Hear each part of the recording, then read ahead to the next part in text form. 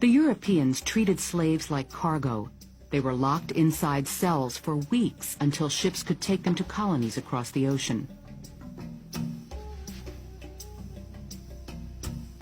For slaves, life on a slave ship during the Middle Passage was a nightmare. Even crew members were shocked by the conditions in the slave holds. When I had to enter the slave deck, I was forced to crawl over the slaves.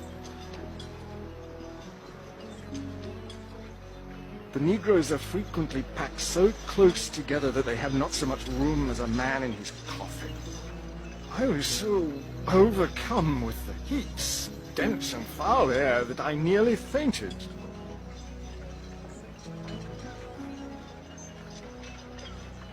It was only with assistance I could get on deck. Alexander Falconbridge.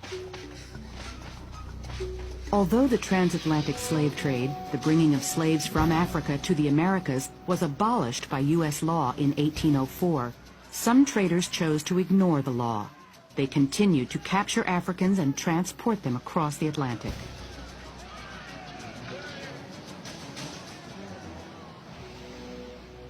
On June 28, 1839, the Amistad set sail from Havana, Cuba, bound for the Cuban coastal town of Puerto Principe.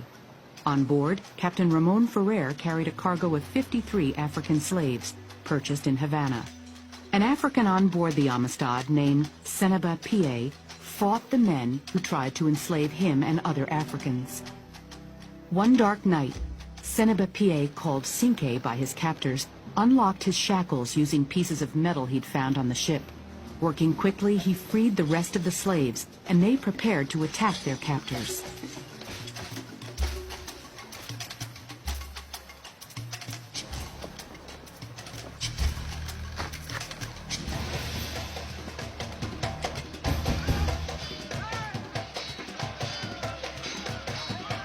The Africans took over the Amistad. The cabin steward translated the Africans' demand: sail the ship back to Africa or the crew would be killed.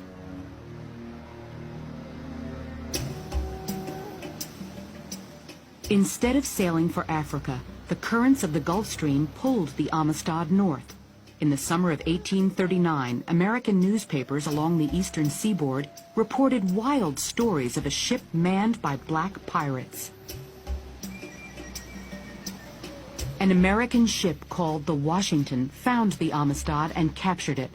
The ship, including the Africans, was taken into custody.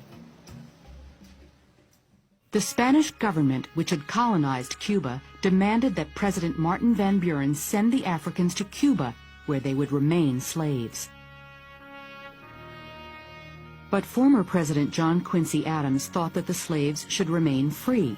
He argued that since they had been taken from Africa illegally, they were not then legally slaves. For more than a year, Adams fought for the Africans' release. On March 9, 1841, the Supreme Court of the United States announced its decision. It is the ultimate right of all human beings in extreme cases to resist oppression and to apply force against ruinous injustice.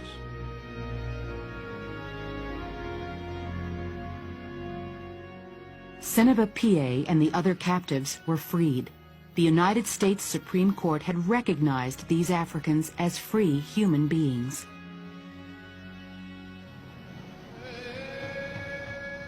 Although the Atlantic slave trade came to an end in the 1800s, the damage had been done. African societies were disrupted by depopulation and warfare. Some 2 million people had died on slave ships, and millions more had been forced to endure a life of slavery. These are actual photos of what they did. Not reenact actual photograph. So what we're telling you is history, is real. They won't tell you this and show you this in school. No Christian church will dare talk about that. There it goes right there.